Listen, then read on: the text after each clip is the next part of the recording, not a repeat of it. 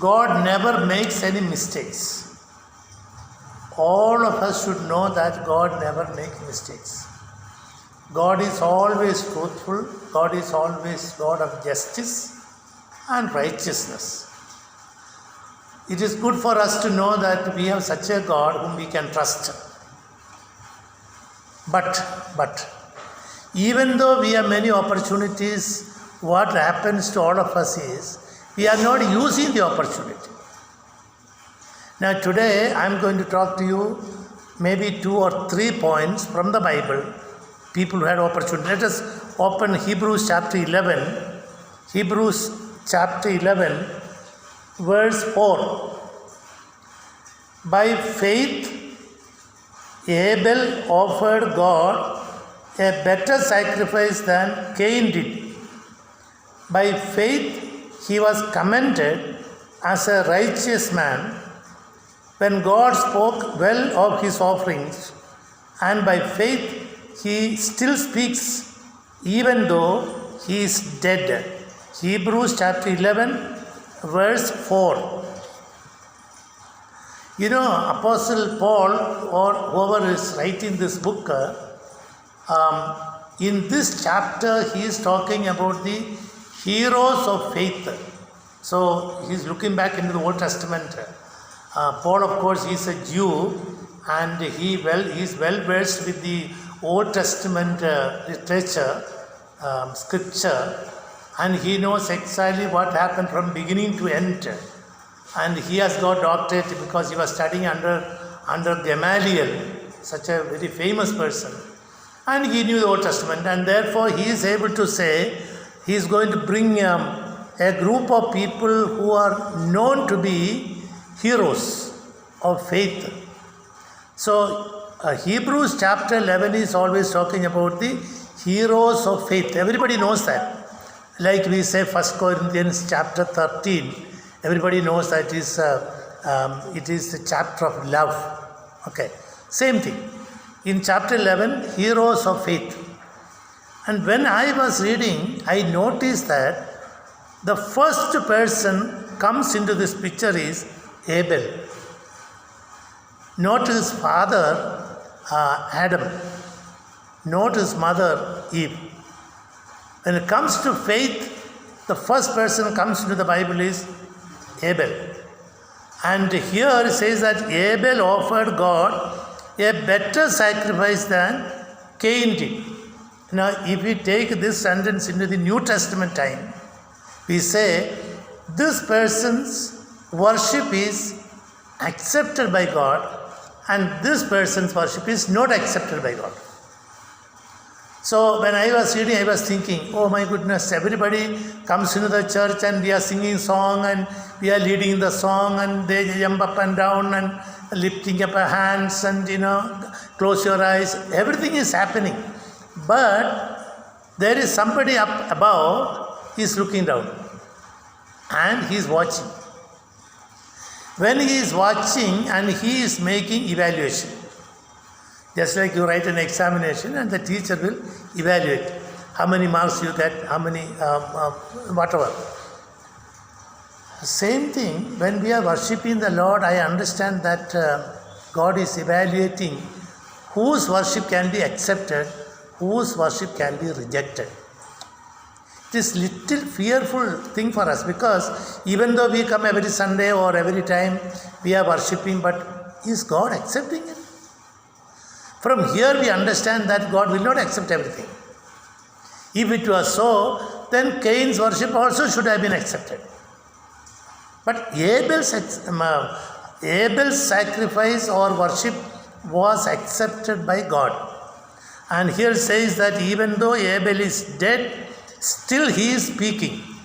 Abel is still speaking. So I found out from the Bible, where did Abel speak? Abel never spoke anything. Not even one sentence in the Bible which Abel spoke. He never spoke. Then what is this? He is still speaking. He is still speaking that if you are going to worship, you must worship like I have done. How did he do? So we turn to Genesis chapter 4. And then that will give you little more understanding about how we can worship. Now, every brother, please understand that even though we are singing song, even though we are playing the guitar or making lots of sound and all these things, I don't know whether all these things are accepted by God. So after studying this today, we'll make evaluation. This story of Abel and Cain going to in front of God and worshipping Him, the details is found in Genesis chapter 4. And here it is, I will read for you verse 2 onwards. Later she gave birth to his brother Abel. Now Abel kept flocks and Cain worked the soil. In the course of time, Cain brought some of the fruits of the soil as an offering to the Lord. But Abel brought fat portions from some of the firstborn of his flock. The Lord looked with favor on Abel and his offering. But on Cain and his offering, he did not look with favor. So Cain was very angry and his face was downcast. Now let us go into that particular place right now and look at Abel and Cain. They are worshipping the Lord. Let us think that God is standing there for our imagination, and then Cain is coming. Cain is coming with some fruits, and he put it in front of God and he went. Afterwards, Abel is coming. Abel is coming with a lamb, with a sheep, and he made a sacrifice, bloodshed. Between me and my God, there is blood, there is a lamb, and he says that the best lamb he brought. Not somehow. Cain brought some fruits, but not saying the best fruit. He's not bringing any best fruit. He brought some, that's all. Now God looked up at. Now there is some theology involved in this. When you are really studying theology, then you will know that why Cain's offering is not accepted by God, why Abel's offering is accepted by God. The reason is there. See, God wants us to have to make a living sacrifice, not a dead sacrifice. God is not looking for fruits. God is looking for the lamb. Who is the lamb? Later in the New Testament we find Jesus Christ. He is the lamb. Okay. Now when Adam and Eve committed sin and they knew that they are naked, so they stitched together the leaves and covered and they became dry. Then God killed an animal, a lamb, and brought skin and covered them. Abel knows that. He killed an animal. And Abel is bringing a living sacrifice to God, bringing an animal. The Bible says that God accepted Abel's sacrifice. Okay. Now we come into the most important part. You know what is the most important part? Both they worshipped and they went out. What is happening with Cain? Cain, where are you coming from? I am coming from the worship service. If you ask him, he will say, brother, where have you been? Yes, I went for worship. Oh, you are coming from worship? Okay. You know what is happening? Look at this. Cain was very angry. Wow, Cain, you are coming from worship service, no? But you are very angry. So, when I am reading this, brother, what I am thinking is, the reason why people are getting angry is because they really did not worship God properly. If you are a true worshipper, okay, you will not get angry. He is not a true worshipper. He just brought some fruit and brought. Suppose he say, now sometimes we say, he was not a shepherd. Abel was a shepherd. Cain was not. Cain was working in the field and bringing vegetables and fruits and so on. Then the question is, if God says that I accepted Abel's sacrifice because of the lamb, what should he do? He also can bring a lamb. He doesn't want to do it.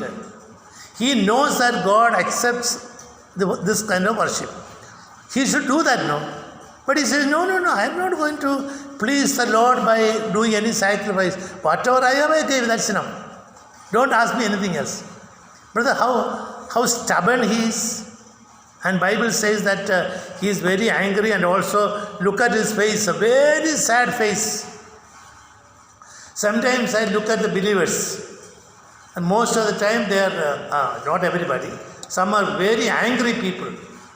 Even in our rehabilitation centers, even in our life challenge programs and meetings and a lifestyle, and I've seen many people, and of course we all accept that we have anger problem. But anger problem is there because you never really worship the Lord. Once you worship the Lord, the anger will go. Not only worshipping the Lord, anger, but also his face was downcast. That means very sad looking face. Where are you coming from? Worship service.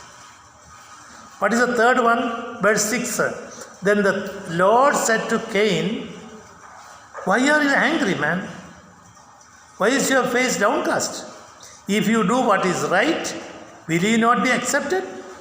But if you do not do what is right, sin is crouching at your door.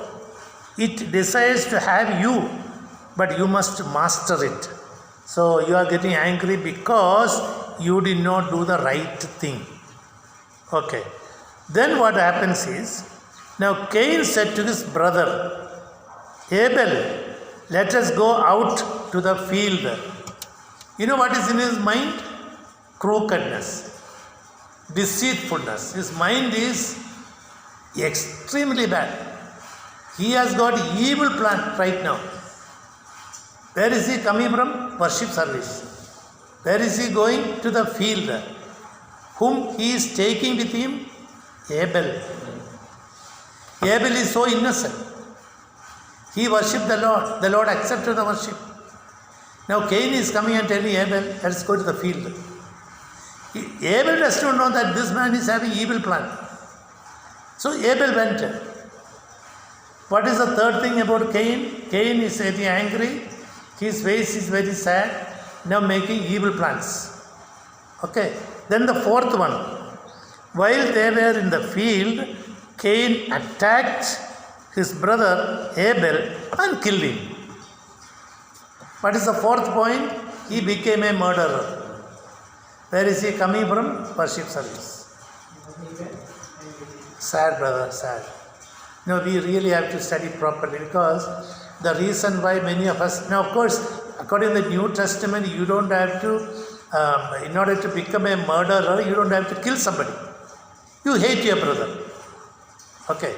Now, is it not true that many times, many of us, we don't love people? In fact, we have hatredness towards some people, and then still we say we are coming from worship service and God accepted. God cannot worship, and God cannot accept this. And so, fourth thing happened to Cain is he became a murderer. What is the fifth one? Then the Lord said to Cain, where is your brother Abel? You know what he said? I don't know. God himself is asking, where is your brother? You know what he's saying? He could have said, sorry Lord, I killed him. He didn't say. He says, I don't know where my brother is. So what is the fifth one? Lie. What is the first one? Angry. Second one, face downcast. Third one, evil plan. Fourth one, murderer. Fifth one, liar. Think about all this, brother. And then, of course, when he said, I don't know, he replied, am I my brother's keeper? The Lord said, what have you done? Listen, your brother's blood cries out to me from the ground. Now you are under a curse. Fifth one, you are under a curse. Sixth one. Where is, yes, sixth one. Where is he coming from? Coming from worship service. What is on him? You are under a curse. Then of course it says that when you work the ground, it will no longer yield its crops for you. You will be a restless wanderer. You will be a restless wanderer. That's the last point, brother. Is it 6th or 7th? Restless wanderer. He became a curse, and then he is going on wandering around the world. He does not know where he is, for what purpose, all this. But if you ask him, he will say, I am coming for a worship service.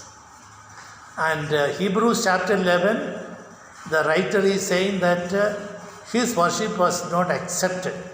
And Abel's worship was accepted by the Lord, and Abel is still speaking. So today, what I am trying to say is, today when we are coming to worship, we must see in front of God, before God and me, a lamp. That is Jesus Christ. You are conscious about Christ. You remember last time I mentioned, when I am talking to you, I look at your face and talk. If I am talking to you and looking somewhere else, I am really, I am a madman. Because I am supposed to be talking to you by looking at your face, not looking somewhere. My question is, if you are really worshipping the Lord, are you looking at His face and worshipping? When you are talking to God, when you are praying, when you are interceding, are you looking at the face? Do you recognize the presence of God? Very, very important. So, my first point under equal opportunity is, two brothers had opportunity to worship the Lord and be a blessing, but only one got it. Equal. One went down. One became a restless wanderer, a murderer, a liar, under curse. Everything happened. So don't think that all the people who are coming to church and worshipping, all the people who come into the life challenge, all the people who are going to the meetings, and all everybody's worship is accepted. Don't think. Some people can really go mad. God is not. You can't deceive God. You don't know. You may think, oh, what a wonderful worship and all. You may say, or I may say. But who really knows who is doing what? He only knows. How do you know you really worshipped? Anger, evil plan, lie, murder, curse, all these things are not going to happen to you. You are under blessing, and you are immortalized. Immortalized means, even though Abel is dead, he is still speaking. He is dead, but he is still speaking. You know what he is speaking? You must worship the way I worshipped. Super, brother. Let's go to the second point. First one is, two brothers had opportunity to worship the Lord and to be a blessing, but only one received it, unfortunately, and the others lost it. Now we turn to the next equal opportunity, Luke chapter 10, verse 38. Luke 10. Luke 10. I will read for you. Listen to this very carefully. 38 onwards. Luke 10, 38 onwards. I am talking about two sisters. My first point is two brothers. Now I am going to talk about two sisters. You know what? They had opportunity for Bible study. Two brothers had opportunity for worship. These two sisters have opportunity for Bible study. Let us read that. Jesus and his disciples were on their way. He came to a village where a woman named Martha opened her home to him. As soon as I read that verse, you know what comes to my mind? She opened a home for Jesus, but not a heart. She opened the door. Jesus, please come. But don't come into my heart. So, look at this. She had a sister. See that? She had a sister called Mary, who sat at the Lord's feet listening to what he said. Wow, fantastic, brother. Two sisters are living in the house, sir. But we don't know where Lazarus is. Maybe Lazarus is also there, we don't know. Lazarus is a brother. But these two sisters, they opened the door, but Martha's situation is coming now. Mary, you know what she did? She went and sat at the feet of Jesus, and whatever Jesus started speaking, she began to listen. Her heart is open. Martha opened the door and Mary opened her heart. The Lord began to speak, and the word of God is coming from heaven through Jesus. And she is learning and she is learning and she is learning. And Martha is a very different kind of a woman. Most people are like Martha. Most people in our society are like Martha, doing so many things. Look at this. But Martha, verse 40, Mary sat at the feet of Jesus and was listening, but Martha was distracted by all the preparations that had to be made.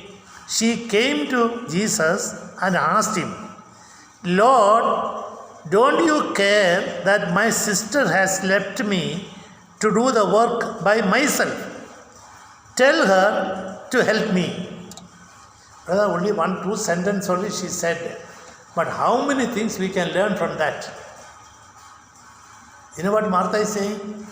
Lord, you are not a good man. She opened the door, yes. Now she starts blaming Jesus. You don't care? Don't you see that I am working hard? I am running up and down.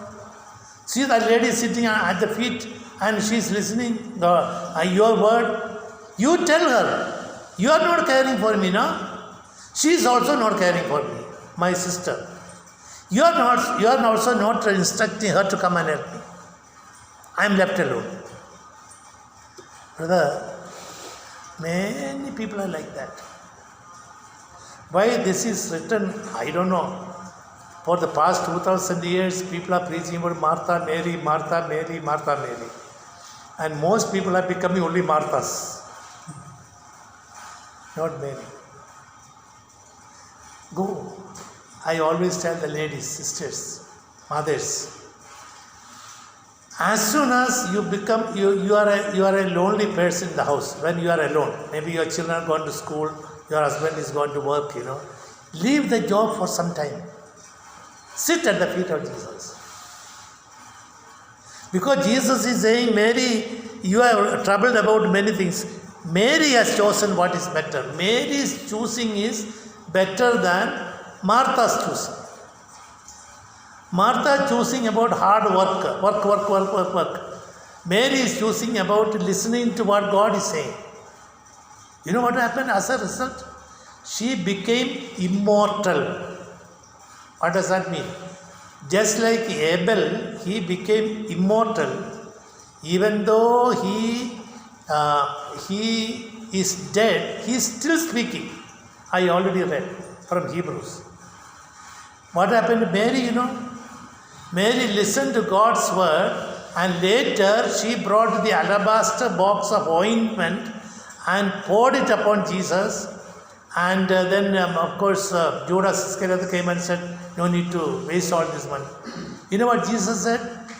Wherever the gospel is preached, whenever you preach, you tell everybody what Mary has done for me, for my burial. She is immortalized. Meaning, her action is appreciated and should be followed by others. Martha is different. So, what is equal opportunity? Whenever I am speaking about equal opportunity, I always mention about my classmate in Kerala when I studied. I remember 6th or 7th class. My classmate, of course, we had about 50 students sitting there, and I remember one man, a few people sitting in the back. And even at that time, some of them went out and they started smoking that time, in the interval time. Because we're all from the same area and I know his house and all, poor man. But he is not interested in study. Come and sit, that's all, listen. And later, some few years ago when I went to my home in Kerala, I found that man. I saw him, my classmate. He came to work as a daily wager in my sister's house. Okay, I was there. I asked, brother, are you not my classmate Thomas? I asked him. I knew the name. He said yes. Brother, I felt extremely sad by looking at him. So weak, so old looking, and still working as a coolie. What about me? Just making a comparison. I also sat in the same class only. Listened to the same teachers. Sitting in the same bench. But what about his equal opportunity? Of course, I am telling about my experience, but you know your own classmates were there, some of them. You know where you are. So not everybody is using opportunity. Now God is giving for everybody, same. But Martha, Mary had opportunity to really listen to God's word and obey. But unfortunately, Martha is not using it. And Jesus said, Mary and Martha, Martha, the Lord answered, you are worried and upset about many things. But only one thing is needed. Mary has chosen. So I appreciated Mary. I appreciate Mary for choosing the word of God. To many people, this is not very important, brother. I am very, very sad to tell you that. Just as Abel was immortalized, Mary also was immortalized. And for a long period of time, for the past 2000 years, people are preaching about these people. Now I have about 10, 11 points that I want to share. Maybe I'll share one more. Equal opportunity. Okay, equal opportunity. Luke chapter 24. Now I am going to talk about two robbers.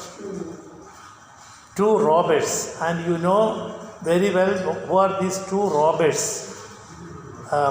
Luke 23 verse 32 onwards. Luke 23, 32 onwards. Two other men, both criminals, were also led out with him to be executed, to be crucified. So, along with Jesus, two criminals were also crucified.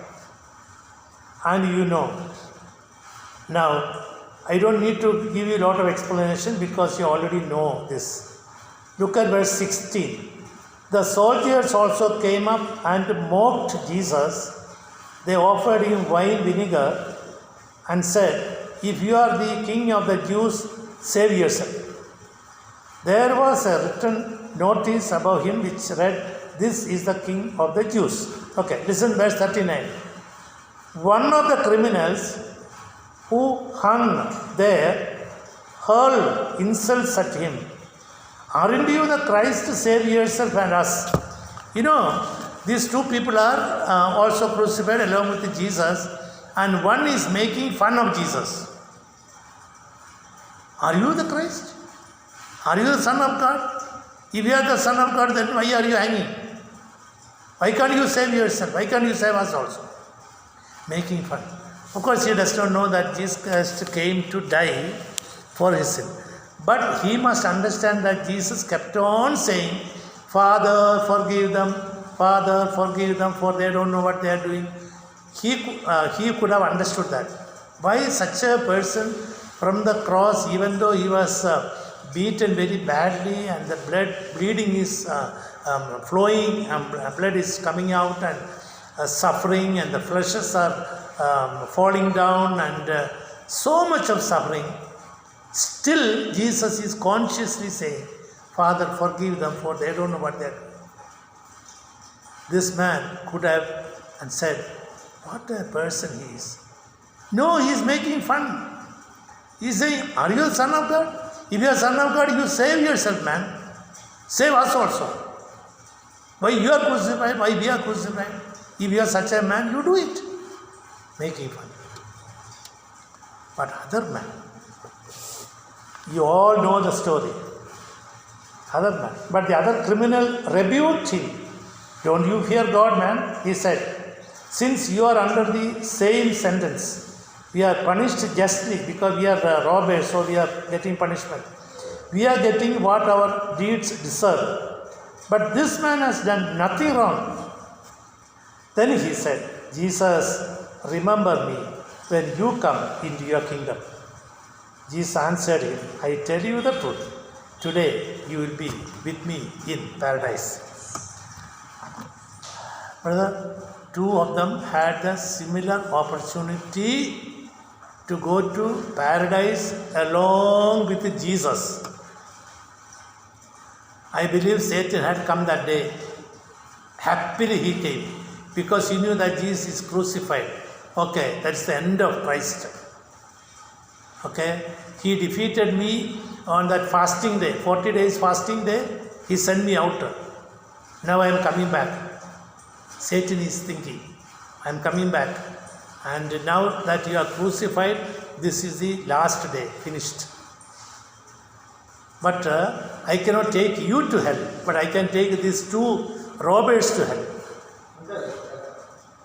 I can take these two robbers to hell. So Satan came. But what happened was, one is saying, Jesus, remember me when you come into your paradise. Jesus said, today you shall be with me in paradise. When he prayed, you know what the other man? He is still making fun. What he would have said, remember me also.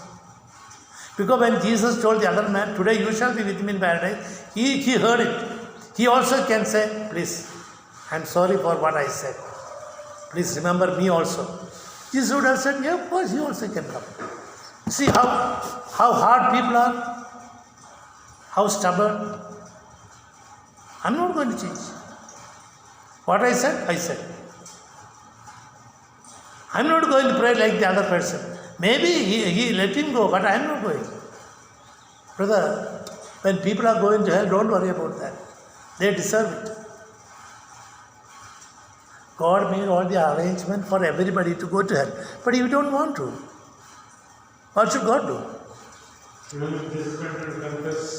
I want to go my own way. Whatever I say is right. Nobody should correct me. I know what I mean. The attitude, brother. This is the attitude most people have. I think 90% of the people are like that only. Don't teach me. I know what I'm doing. You think I can go to heaven? What heaven? Where is heaven? Questioning after. So naturally people have to suffer. Now today you look at all over the world and you will find all these things very common, brother. So today I said about three things. One, two brothers for worship. One accepted. Two sisters for Bible study. One accepted. Two brothers to be saved and go to heaven. Only one went. Equal opportunity. So like that, we'll have more. Pray that God will help us to do the needful. Brother, thank you. We'll have a word of prayer. Father, thank you for this time, and we accept. Please, you have given us opportunity and we want to make use of it. We don't want to lose it. Thank you for answering our prayers. In Jesus' precious name we pray. Amen.